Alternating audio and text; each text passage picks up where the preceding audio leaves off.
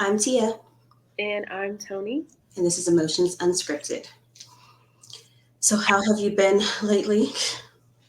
I have been pretty good.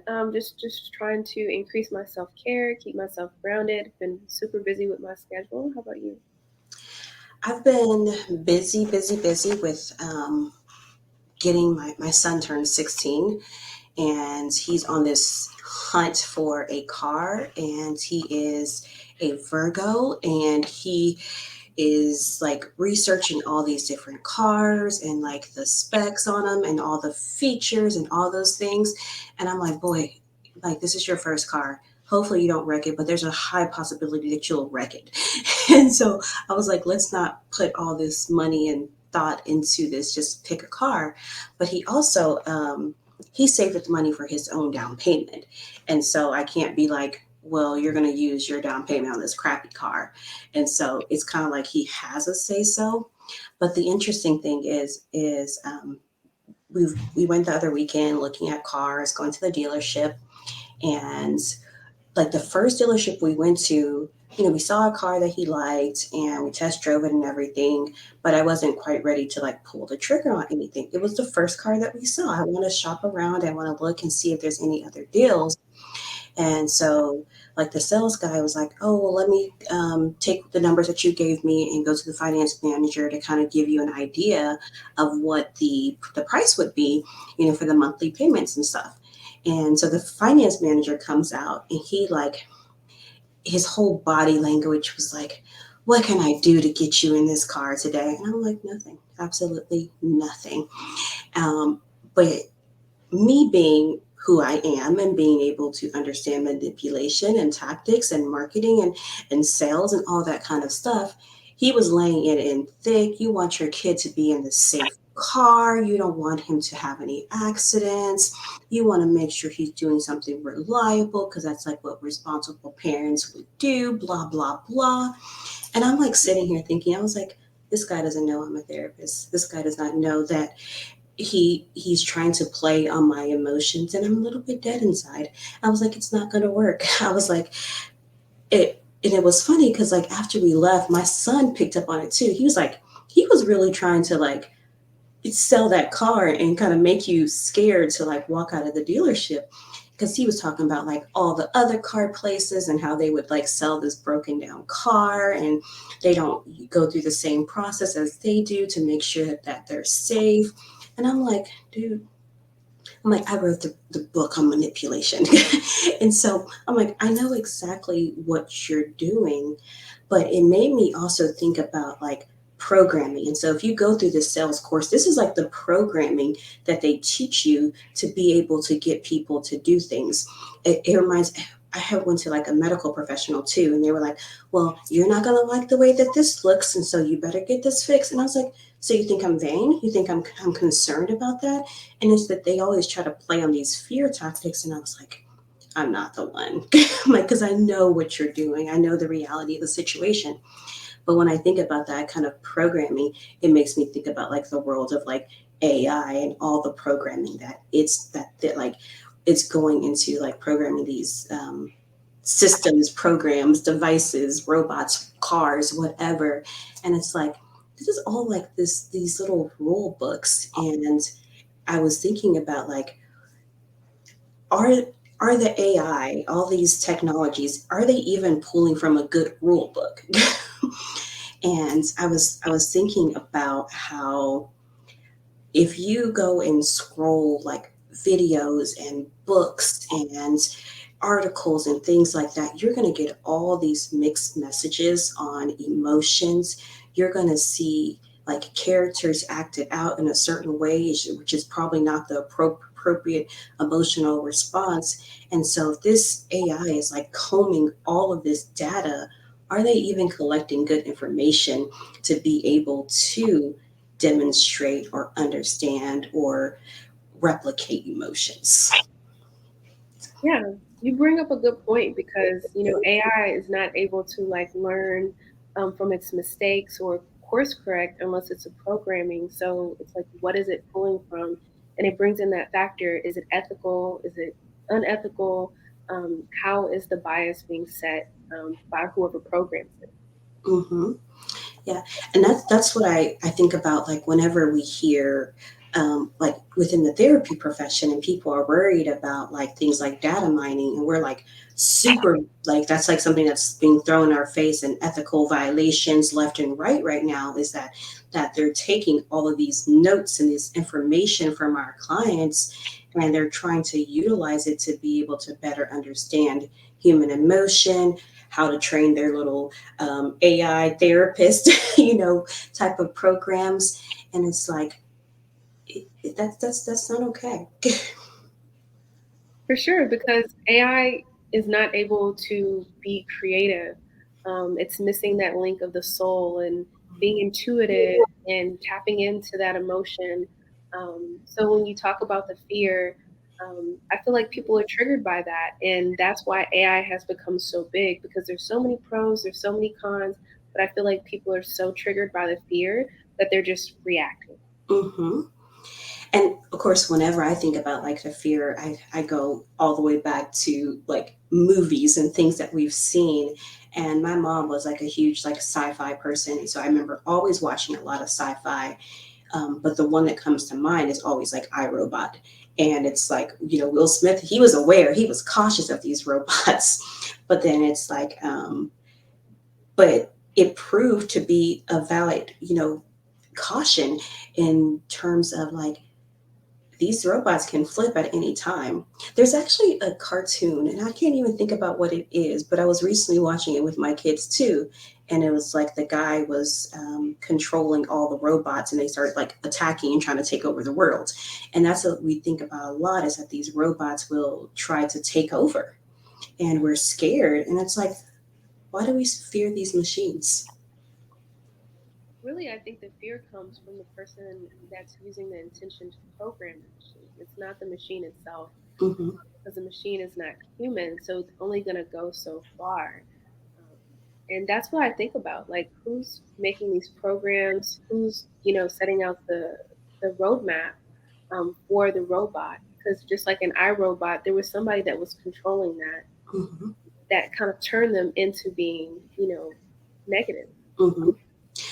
It's interesting because like in the cartoon I was watching, the cartoon movie, um the initial like builder, I wish I could remember what this cartoon was called, but like the initial builder of the robot was a human. And we find out at some point, I'm spoiling the movie for you, but I don't know what it's called. So but it turned out that the one of the robots had killed the actual human who was behind the robots, and so now it's like this robot that had taken over the robots, and he was like, "We're going to destroy all the humans," type of thing.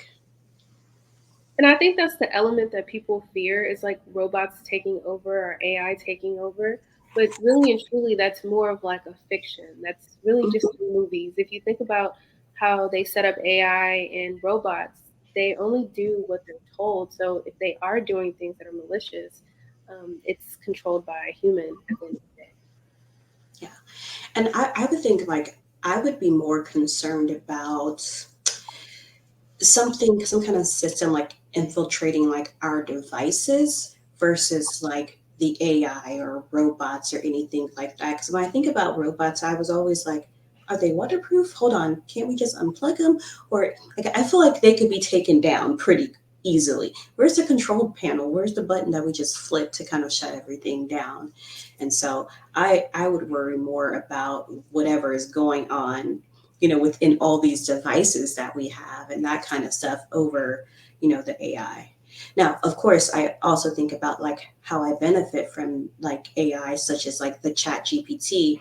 And because of, I guess, my own emotions and how I can come off very harsh or blunt when I'm trying to communicate things. But when you are trying to respond to an email and it's like, I don't know a nice way to say this, and so I'm going to go over here and I'm going to let, this AI comb the internet for the proper response. And so I don't look like I'm coming off super harsh and cause any additional conflict. And so I love it for things like that. I love it for like generating ideas and being able to kind of um, work with an expansive like library of information type of thing. And so I think there's a lot of good uses for it, and I love it in terms of being able to make sure that I'm not allowing my emotions to come into some of the things that I'm putting out there. Yeah, for sure. You definitely bring up the point of the benefits of AI. I was researching like with robots or AI, they can be around like radiation, and they can take on those jobs that, us humans are doing, that we're getting sick, we're getting ill, because everyone looks at the fear of AI taking over jobs. But I only feel like they're only going to take over so many jobs, jobs that are very repetitive, jobs that don't really take a lot of critical thinking, just really repetitive stuff, just really repetitive stuff. But I always think about the benefits, especially medically, Mhm. how AI could help us. I do get concerned with the data, though. The data that AI can get. My concern is, what can humans or companies, pharmaceutical companies, large companies, what can they do with our private information when it comes to the information that AI gathers? Yeah. I think that's a concern of a lot of people is where's my information going? But then I also think about how much of our information that we naturally put out there into the world, and but we don't think about, oh, what is somebody doing with this? Somebody has it. Every time you put your credit card into a system somewhere, every time you fill out a form to have something shipped to you, people have your information.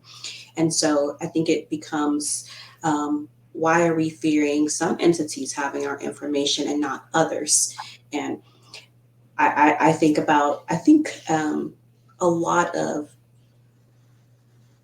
people, places, things don't necessarily have ill intentions, but of course there's always that one person in the office who's like scraping through all of the information and stealing, social security numbers, our credit card numbers, and going on shopping sprees and things like that. And so when I think about like the global entity or like the big entity, I don't, I'm not so much concerned. I think it's like those little people in between, because our information is already out there to the big people, and if they needed to do something, they would have already done it, or they're already doing it and we just don't know. For sure, but even before AI, people would still steal your identity, get your information. So I feel like if there's a will, there's a way. If people are going to take your information, they're going to find a way to do it, regardless if AI is there or not. Mhm. And I'm not a big tech person, and so I could be saying stuff that's completely wrong. But when I think about like AI, it's been around for a very, very, very long time, and all this programming, all these systems that have made our life easier falls into that same category as AI. But what we're seeing now is that people are turning it more into a little assistant in the corner of your computer, or they're turning into like Siri on your phone, or whoever it is. And so it's starting to feel more invasive. And I think that's where people are kind of like, I don't know how I feel about this, because it's not feeling the same way as it may have felt with other programs that we've had in the past. Yeah, for sure. I think people just let their fear just get out of control. If you just boil it down, it's just AI. Mhm. What is the worst that can really happen? Because it doesn't have a soul. It doesn't have critical thinking. It doesn't have the capacity to do certain things. Now, unless it's programmed to do that, but then at that point, it would still be run by a human. So it's just, I kind of pause when I see like all the fear, like on TikTok and social media. Mhm. I think it just gives people something to talk about. Yeah. You had said like what's the worst that could happen, and it made me think about like a TikTok that I had seen about changing that outlook from what's the worst that could happen to what's the best that could happen. And so when we look at like AI, it's like, what is the best that could happen? And so instead of going to that negative emotion or going to that fear, it's like being able to go into that positive emotion, like, oh, I could have me a whole little personal assistant. You know, when I think about like the iRobot and the cartoon and all those other little things where you see like this little robot following behind people and keeping them company and being, a friend, I'm like, that's not so bad. I would love to have a little assistant, you know? And so it means I could have more of my free time. I can get more done for myself, spend more time with my family if I had this little robot helping me out with a whole bunch of things. And so when we look at it from the positive side and we look at the emotion of joy because of this versus fear, then it's like, oh, it's really, really not that bad. Yeah, for sure. I was talking to someone the other day, and they were telling me that sometimes when they feel lonely, they turn on an AI character, and it can be like any actor or character, even like a cartoon character, and you can actually interact with them and talk with them. And they said that it provided them with companionship. It's not the same as a human, but it was helpful. Hmm. Yeah. And I've talked to somebody before too about, that, and they were having like they were anxious about something that was coming up, and I think they were on like Snapchat or something, and it has like something, I'm not on Snapchat, I don't know, but it had some feature, and it was like a little kind of interaction with a like robot or whatever it is. And it was just asking them how their day was. And it's like, I'm feeling a little anxious. And it's like, oh, what are you feeling anxious about? Oh, X, Y, and Z. Well, maybe you should try this, this, and this. And it's like, oh, that's a good idea. And so it wasn't like a replacement for therapy or like talking to a friend or anything like that, but it gave them something when there was nothing in place. Yeah, and I think that's healthy, because, like you said, it's not going to replace therapy, but it's like almost kind of superficial. And maybe you can hold them over until their next therapy session or until they can talk to a friend or a trusted person and get that comfort that they need. Hmm. Yeah. And one of the things I think about too, going back to looking at it from like the standpoint of like therapy or a therapist or those types of interactions is it not having the same level of understanding or abilities to kind of draw connections between different events. And so one of the things that therapists do is that we listen to this whole string of events from for weeks or months or years, and then we draw all these things together and we connect it and create like a customized plan or understanding for that person. And I think that with AI, they can go back to like a book and say, try this, but it's like we already know that that doesn't work for this person. And so we know that maybe because of this family issue and because of this work issue and because of where they live and their religion, then we're putting all these pieces together to be able to say, try this or look at it this way or guide them in a different direction versus just retreating back to textbooks. And so when I think about AI, like scanning all these psychology textbooks, still can't do what I do. For sure, it almost makes me remind me of that movie Megan. I don't know if you've seen it with the Mhm. doll. But she pulls from the internet of certain instances. And I remember when she pulled up death, and it almost kind of like malfunctioned her, like it was just very final. And her owner, the little girl, she had lost her parents in like a tragic car accident. And she tried so hard to protect the little girl that it almost became very obsessive and dangerous and very harmful. And I think that's where AI can get too literal with, you know, trying to protect to the point where it's not healthy. Hmm. Yeah. And I think that's because it's a lot of the complexities of our emotions and our experiences.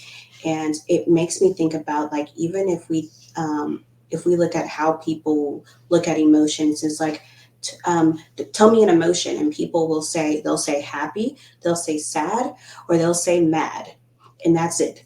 And it's like, no, there's so many more emotions out there that you have to be able to really understand that I may be frustrated, but I'm not mad. And so because I'm not mad, it doesn't warrant this interaction. And I don't think that like AI does the complexity of all of that. It's just like, oh, we're mad. we're going to react this way, or we're scared, we're going to do this, death, we're going to do this. And it's like, no, no, no, there's more to it. We have to really understand it.